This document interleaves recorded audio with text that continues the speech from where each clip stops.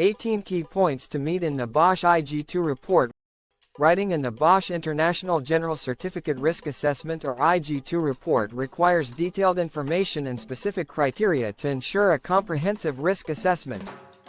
Let's walk through the 18 essential points you need to meet. Point 1. The name of the organization. Clearly state the name of the company or entity being assessed. Point 2. The site location. Indicate the exact location of the site where the risk assessment is being conducted. Point 3. How many workers are employed. Provide the total number of workers on site. Point 4. Products manufactured, services provided, types of activities, shift patterns. Describe the operations, services, and shift schedules at the site. Point 5. Description of the area to be included in the risk assessment. Identify the specific area within the site being assessed for risks. Point 6. Sources of information, who was consulted, and how additional control measures were decided. List the resources used and people consulted, explaining how you determined the necessary control measures. Point 7. Minimum of 10 hazards. Ensure at least 10 hazards are identified in your report. Point 8. The identified hazards are taken from at least 5 hazard categories. Make sure the hazards cover a range of categories such as physical, chemical, biological, etc. Point 9. Each column of the risk assessment table has been completed for each of the identified hazards. All columns, including hazard identification, risk level, and controls, must be filled out.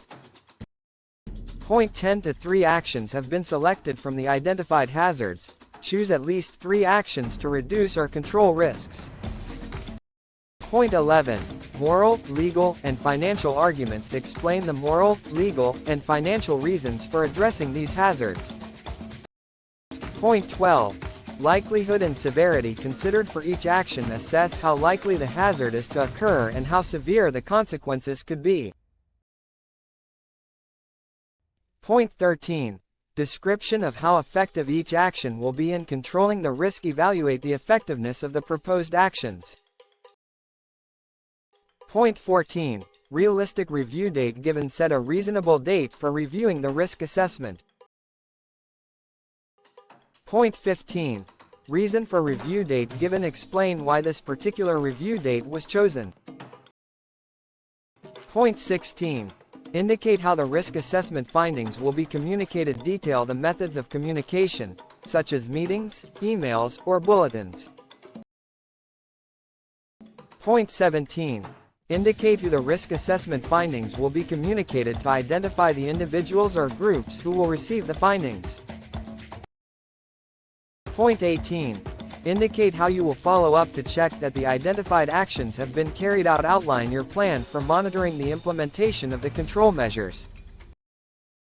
By following these 18 points, you'll ensure that your risk assessment or NEBOSH IG2 report is thorough, compliant, and effective in managing workplace risks.